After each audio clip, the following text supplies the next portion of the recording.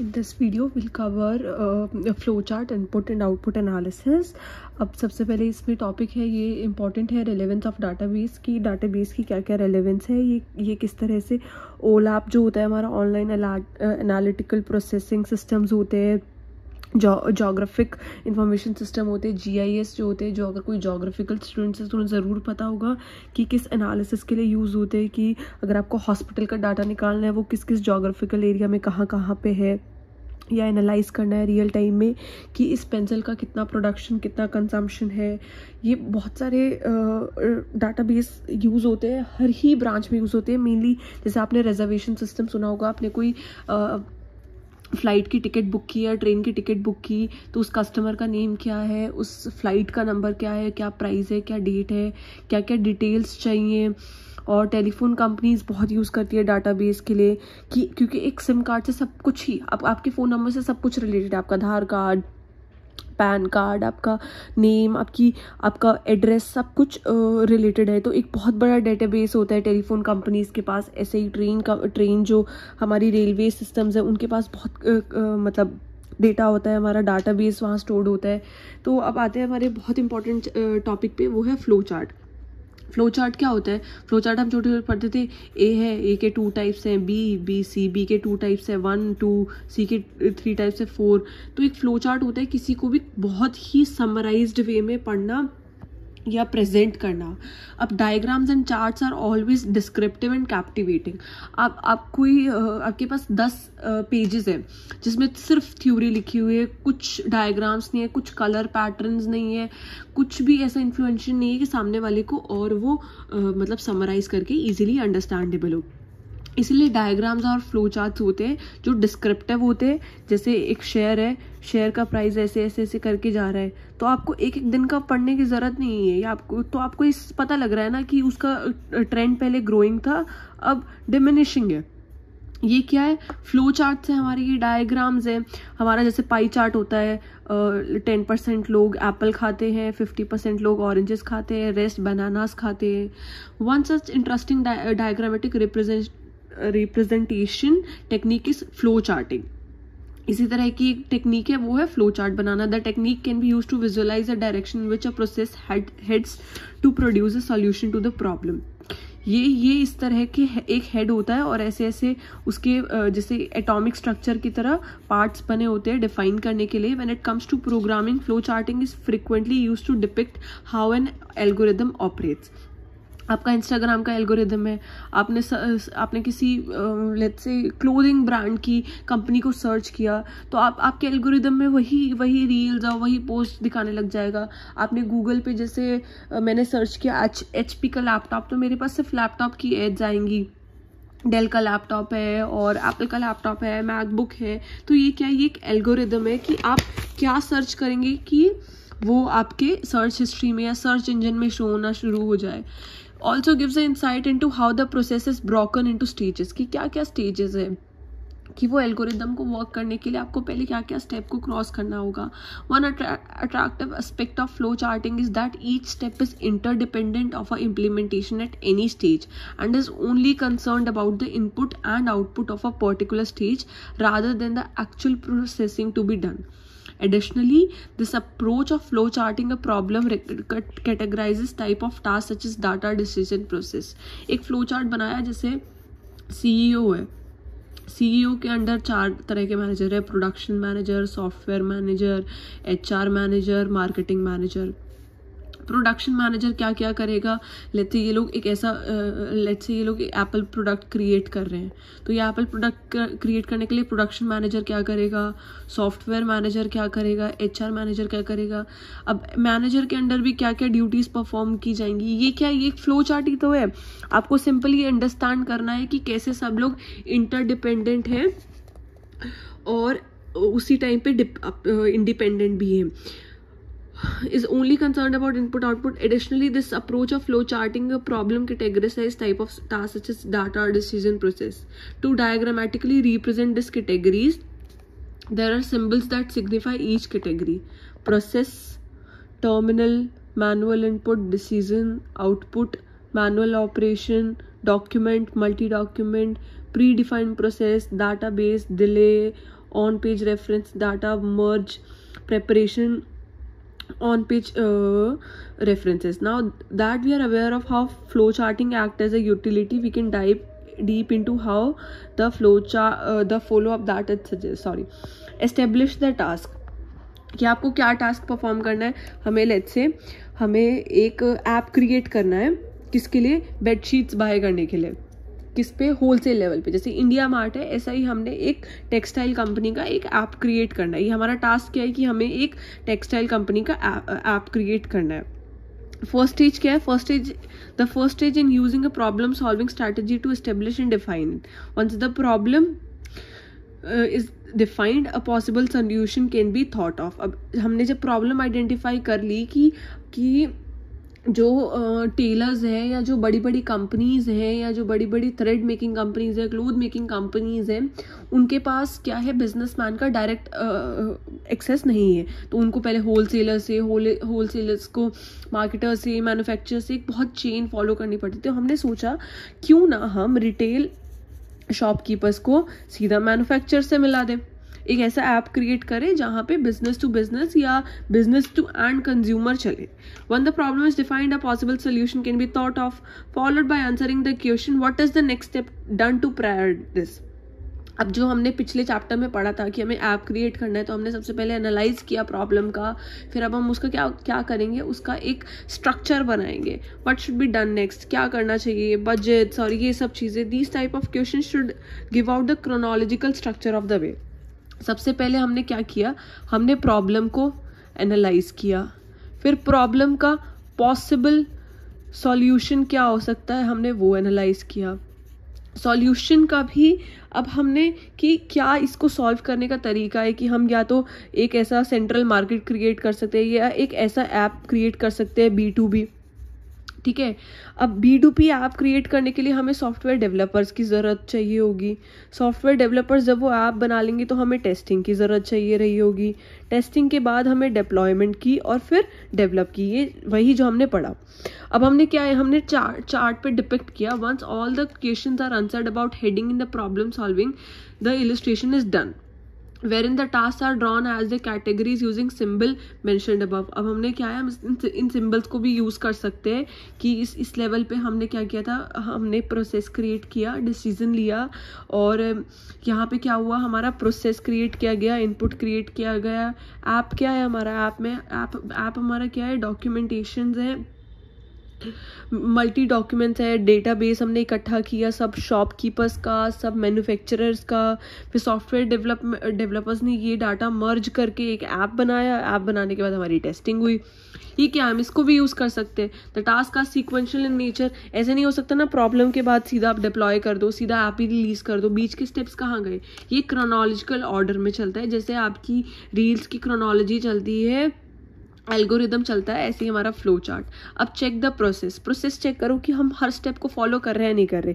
जैसे इस स्टेप में मान लो हम कॉस्ट एनालिसिस करना भूल गए, हम बजट बनाना भूल गए, तो डबल चेक करो कि आपका flow chart end to end मतलब करेक्ट इंफॉर्मेशन दे रहा है डिसीजन बनाने के लिए. ऑप्टिमाइज द चार्ट ऑप्टिमाइजेशन मतलब आप अननेसेसरी स्टेप्स को मर्ज करो ताकि आपका डायग्राम जितना रेलेवेंट एंड एप्ट होगा, ऑन द पॉइंट होगा, उतना वो मतलब यूजर्स के लिए उस फ्लो चार्ट को इजी होगा. Such solution approaches to some problem might get complex very often. जैसे हम सोच सकते हैं एक पॉसिबल वे तो ऐप बनाना हो सकता है, दूसरा पॉसिबल वे हो सकता है कि हम जैसे सूरत में मार्केट लगती है, मेन टेक्सटाइल मार्केट लगती है, ऐसी अलग अलग सिटीज़ में एक मार्केट लगाना शुरू कर दे, या हम ऐसे कर दें कि मैसेजिंग सिस्टम कर दे. कुछ भी मतलब अलग अलग ऐप्स को एनालाइज करना, बजट्स और ये सब. फ्लो चार्ट सिर्फ एक सीक्वेंस में नहीं हो सकता, अलग अलग सीक्वेंसेस हो सकते हैं ताकि हम क्लियर कट पिक्चर हमारी जो है एनालाइज कर सकते हैं. Redundant and unnecessary task can be removed. जो हमारी ज़रूरी नहीं है उनको हम हटा सकते हैं. जैसे मुझे कल एग्जाम देना है तो क्या क्रोनोलॉजी होगी कि सबसे पहले मैं सबसे इंपॉर्टेंट टॉपिक्स पढूं, ये मेरी क्रोनोलॉजी कहती है. फिर मैं कहती हूँ कि इंपॉर्टेंट टॉपिक्स पढ़ने के बाद मैं सिर्फ क्वेश्चंस पढूं, या अगर फिर क्वेश्चंस पढ़ने के बाद मैं फ्लो चार्ट्स जो मैंने पढ़ते हुए बनाए उनको पढूं. तो ये क्या मेरी क्रोनोलॉजी है. ऐसा तो है नहीं ना कि मैं कुछ भी ना पढूं और मैं एग्जाम दे दूं, सभी स्टेप में बीच में काट दूं, या सिर्फ लेसन सुनती रहूं और खुद से कुछ भी ना देखूं. तो क्या है कि क्लियर पिक्चर के लिए हमें अपने एक फ्लो चार्ट बनाना पड़ेगा डायग्रामेटिक रिप्रेजेंटेशन के लिए. Performing all this step can get overwhelming. अब मेरे लिए थोड़ा मुश्किल हो सकता है पढ़ाना सब करना, बट क्या है कि जब प्रॉब्लम्स हमारी कॉम्प्लेक्स होती है तो डिमांड कॉम्प्लेक्स होती है तो हमारी परफॉर्मेंस भी अच्छी होती है. अगर डिमांड हमारी कॉम्प्लेक्स है तो हमारी सप्लाई भी कॉम्प्लेक्स है. It is very profitable. There several tools इसको ड्रॉ करने के लिए. मतलब आपको पता ही है आजकल तो हर तरह के ऐप हैं, आप कुछ भी फ्री में कर सकते हो. Given below is an example that shows how flow chart can be used in showing a simple summarization process. जैसे ये है जो मैंने आपको दिखा दिया था. स्टार्ट किया, ये हमारा प्लान ए है, ये हमारा प्लान बी है. अब हमने सम किया कि प्लान ए प्लान बी का क्या रिजल्ट है. अब हमने कैलकुलेट किया कि प्लान ए प्लान बी से जो रिजल्ट आया इफेक्टिव है या नहीं. ये हमारा एंड है. ठीक है. Next up we are important topic is input process output analysis. कि आपने इनपुट को क्या इनपुट किया, उसका प्रोसेस किया और उस आउटपुट का एनालिसिस करना कि जो हम चाह रहे थे, जो प्रोसेस हो रहा है वो ठीक है या नहीं है. Computer is an electronic device that accept data. जैसे आपने अपने कंप्यूटर में डाटा डाला था, हमने स्टूडेंट्स वाला एग्जाम्पल ले रहे थे, उनका डाटा डाला, डाटा को प्रोसेस किया, तो हमारा आउटपुट रेलिवेंट है या नहीं है. हमने 10 ट्रांजेक्शन डाली 1,000 की. हमने कहा कि इसका टोटल बताओ, टोटल बनता है 10,000, लेकिन हमारे पास आ रहा है 500 रुपये. तो ये हमारा आउटपुट करेक्ट है या नहीं है. या हमारी कोई जिस सॉफ्टवेयर में डाल रहे हैं उस सॉफ्टवेयर में कोई बग्स तो नहीं है. Input process output IPO is an another name for the idea of creating output information from input data. The input process output concept of the computer can be interpreted as follows. Input क्या होता है? हमने अपना data डाला, ठीक है, हमने उसको कमांड दी कि इसको ऐसे ऐसे करो. जैसे मैंने ये सेंटेंस लिखा है, इसको बोल्ड में करके दो, ये मेरी कमांड है. तो वो बोल्ड में होके आ रही है या नहीं आ रही. The input data can be anything, characters, word, text, sound, images. मैंने कहा कि इस फोटो को और इस साउंड को कंबाइन करो. अब प्रोसेस क्या है? प्रोसेस है हमारा ब्रेन. हमने अपने ब्रेन को बोला प्यास लगी है, तो ब्रेन प्रोसेस करेगा कि प्यास लगना क्या होता है. It performs some operation on the data by using the instruction or program given by the user on the data. The action could be arithmetic, logical, processing, editing, modifying a document. अब क्या कह रहे हैं, जो मेरा brain कह रहा है कि नहीं तुम्हें प्यास नहीं लग रही है, तुम्हें भूख लग रही है, या मेरा कंप्यूटर उसको क्या है, हमने डाटा फीड किया. अब डाटा क्या था, जब हम फीड करने लगे तो हमने 1000 की जगह 1 फीड कर दिया. ये हमारी मिस्टेक थी. तो एक्शन, या अगर हम करेक्ट डाटा भी डाल रहे तो एक्शन कैसा है, अरिथमेटिक है, या वो लॉजिकल डाल रहा है कि हमने जैसे 10 ट्रांजैक्शन करी और उसमें लिखा कि जो भी 3rd क्लास के बच्चे हैं या 4th स्टैंडर्ड के बच्चे हैं, बस मुझे उनका डाटा निकाल दो, 7th 8th का डाटा डिलीट कर दो. उसको प्रोसेस करना है, एडिट करना कि अब 3rd 4th में से भी मुझे सिर्फ गर्ल्स का डाटा चाहिए कि कितनी लड़कियों का पेमेंट आ गया है. या फिर मॉडिफाइंग का डॉक्यूमेंट. अब मॉडिफाई करना कि मैं चाहती हूँ कि जेंडर बायसेस ना हो, मेरा डॉक्यूमेंट सिर्फ नेम बेसिस पे हो. During processing the data, instruction output are stored for some time in the computers main memory. जब आप ये सब करोगे वो सब कुछ आपके कंप्यूटर की मेन मेमोरी पे स्टोर हो जाएगा. मेमोरी से हमें याद करना है क्या, RAM, ROM, primary memory, secondary memory. अब आउटपुट क्या होता है? The outcome of a data processing is known as output. आपने क्या किया, आपने 10 ट्रांजैक्शन डाली, ये आपका इनपुट था. आपने क्या प्रोसेस किया कि मुझे इसका देखना है टोटल. अब आपका जो आउटपुट आएगा, टोटल निकल के लेट्स से 100,000 आया, ठीक है, ये क्या है आपका आउटपुट, कि ये करेक्ट फिगर है या नहीं है, ये सम है या नहीं है. या मेरा आउटपुट मुझे चाहिए था कि मुझे 3rd क्लास के बच्चों का डाटा चाहिए. तो ये सब क्या है हमारा output. Text, sound, images, other output are possible. अब मैंने कहा कि मैंने डाटा डाल दिया 10 बच्चों का डाटा मैंने डाला और मैंने कहा कि मुझे एक ऐसा पाई चार्ट बना के दो जिसमें लिखा हो कि कितनी लड़कियों का और कितने लड़कों का पेमेंट आ गया और कितने लोगों का पेंडिंग है. तो ये जब बन के आया मेरा फिगर ऐसे ऐसे करके, गर्ल्स, बॉयज, अनपेड का ये जो बन के आया, ये क्या है, ये मेरा आउटपुट है. ये इमेज भी हो सकती है, वर्ड भी हो सकते हैं. और अब मुझे क्या करना है, इसको प्रिंट करके अपने बॉस को देना है. The output from the computer can be played, send to a printer और for printing displayed on a computer. Storage क्या है? स्टोरेज क्या होती है हमारी, जो इनपुट हमने किया प्रोसेस के टाइम में जो हमारे मेमोरी में स्टोर हो जाती है. Sometimes we can store our output also. secondary storage devices like disk or tapes permanently retain the input data, instruction and output any time later as needed the store data may be retrieve. अब क्या किया, मेरे पास इतने बच्चों का data है, मैंने हर class के बच्चों के डाटा की एक पेन ड्राइव बना रखी थी, इनपुट डाला, जो प्रोसेस किया मैंने उस प्रोसेस को मैंने हर बच्चे की पर्टिकुलर पेन ड्राइव में स्टोर कर लिया। First class, second class, third class, जो मेरा आउटपुट आया उसको भी मैंने स्टोर कर लिया। ये क्या है, हमारा स्टोरेज है। और ये डाटा अब मैंने इसमें स्टोर करके यहाँ से मैंने मेरे पीसी से रिमूव कर दिया। लेकिन आज से 1 साल बाद मुझे इस क्लास के डाटा की नीड थी, तो मैंने क्या किया, मैंने वापस से इसको प्लग इन किया और मैंने अपनी इन्फॉर्मेशन निकाल ली। रिपोर्ट जनरेशन क्या होता है, रिपोर्ट जनरेशन होता है वही पाई चार्ट क्रिएट करना, जो हम अपने मतलब एक्सेल या पाइथन का यूज़ करके जो भी हम अपना डाटा एनालिसिस चाहते थे, जो भी हम डाटा को जिस फॉर्म में चाहते थे उस फॉर्म में करना, कि हमारे टारगेट्स अकम्प्लिश हो रहे हैं नहीं हो रहे हैं।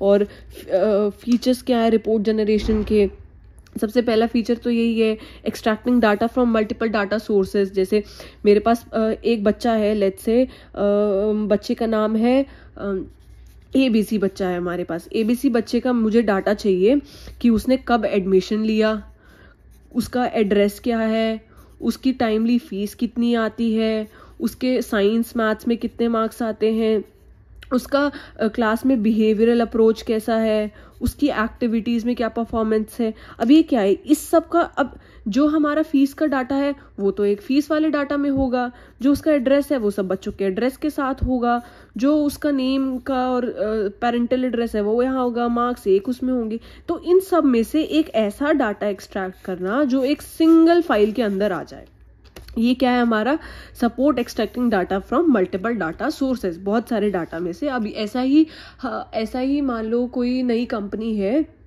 जिसको लोगों को फोन्स बेचने हैं, तो वो लोगों का डाटा कहाँ से निकलवाएगी, वो लोगों का डाटा अमेजोन से, लोगों का डाटा टेली कंपनी से निकलवाएगी। Works with real time work मतलब ये रिपोर्ट्स क्या, अब मुझे ऐसी हर बच्चे की रिपोर्ट चाहिए ऑन अ मंथली बेसिस, ताकि मैं बच्चों की PTMs में सबमिट कर सकूं, daily, monthly, quarterly, annual reports. जो कॉर्पोरेट ऑफिसेज में आपने देखा होगा हर एम्प्लॉय का एक मंथली रिव्यू होता है, क्वार्टरली रिव्यू होता है, वो कैसे होता है, वो भी ये सब इकट्ठा करके होता है। और स्पेसिफाइड ईमेल एड्रेस पे भेजना, टेम्पलेट्स क्रिएट करना, सपोर्ट रीयूजिंग टेम्पलेट्स, मतलब आपने जैसे हैप्पी बर्थडे टेम्पलेट आपने एक बार बना लिया, अब जरूरी थोड़ी आपको हर बार बनाना है, बस आप नेम को एडिट करते जाओ, ठीक है। Support reports exporting and printing, अब आपने ऐसी रिपोर्ट मान लो एक्सेल पे बनाई, एक्सेल से मुझे PDF पे कन्वर्ट करना है या डॉक्यूमेंट फाइल में कन्वर्ट करना है, उसको भेजना, ये किससे होता है, ये सब क्या होता है, रिपोर्ट जनरेटर की हेल्प से होता है। सबसे पहला फीचर हमने क्या पढ़ा कि डाटा को मल्टीपल डाटा सोर्सेज से एक्सट्रैक्ट करना। सेकंड क्या करना, रियल टाइम में ये काम करता है ये। फिर सेकंड क्या है, हम टेम्पलेट्स को रीयूज कर सकते हैं। जैसे एक टेम्पलेट हमने बनाया जो बच्चे के हर इन्फॉर्मेशन को यूज करता था, अब मैं सिर्फ एक बच्चे के लिए थोड़ी यूज करूंगी, XYZ के लिए भी यूज करूंगी और PQR के लिए भी यूज करूंगी, जितने बच्चे हैं सबके लिए वो यूज करूंगी। और क्या कहते हैं, रिपोर्ट्स को एक्सपोर्ट करना और प्रिंट करने में हेल्प करता है। Support view reports on the web और ऑन द मोबाइल एप्लीकेशन, अब आपने अपने कंप्यूटर में ऐसी रिपोर्ट्स बनाई, अब क्या है, मैंने मेरे मैनेजर को भेजी, वो अपने फोन के एप्लीकेशन पे भी खोल के देख सकता है। या मैंने ऐसी कोई रिपोर्ट बनाई जो मैंने गूगल पे अपलोड करी, तो और कोई भी देख सकता है। Report generation process with report generators क्या होता है, फुल ऑटोमेटिक जनरेशन। आपने अपना डाटा डाला, आपका वो निकल आया। जैसे आपके फाइनेंशियल रिपोर्ट्स होते हैं, आपने अपना डाटा डाला, आपके रिपोर्ट्स आ गई, आपकी ट्रांजैक्शन डाटा आ गई, ठीक है। और क्या है हमारा, semi automatic generator. Semi automatic क्या होते हैं, हमें कुछ डाटा खुद से व्यू करना होता है और कुछ वो खुद पब्लिश होके आ रहा है। Open designers, configure data resources, create new reports etcetera. Create new reports, define data source, blind data column, summarize करना। जैसे मैंने डाटा तो इनपुट कर दिया सब पे, जो हमारा इनपुट प्रोसेसर सब लगा दिया, लेकिन मुझे आउटपुट कैसे चाहिए, वो हमारा क्या हो सकता है, ऑटोमेटिक हो सकता है। खुद से वो टैबुलर फॉर्म में भी आ जाएगा, आपका कैंडल फॉर्म में भी आ जाएगा, आपका पाई फॉर्म में भी आ जाएगा। तो इन रिपोर्ट्स को पब्लिश करना, ब्राउज करना। पॉपुलर रिपोर्ट जनरेटर्स हमारे क्या हो सकते हैं, fine report, crystal report, SQL serving report. जैसे SQL होते हैं हमारी, अगर कोई आपके टेक्नोलॉजी के आप स्टूडेंट्स होंगे तो आपको अच्छे से मालूम होगा कि SQL इज़ वेरी फेमस। कोई डाटा एनालिसिस इन सबको बहुत यूज़ करते हैं, फाइन रिपोर्ट सिस्टम को, क्रिस्टल रिपोर्ट सिस्टम को, प्रोग्रामिंग के कंसेप्ट्स। ये हमारा आज के लिए यही लेसन था, और आप इसको दोबारा पढ़ सकते हैं। कोई डाउट हो आप कमेंट सेक्शन में डाल सकते हैं, and please like and subscribe for more such videos. Thank you so much.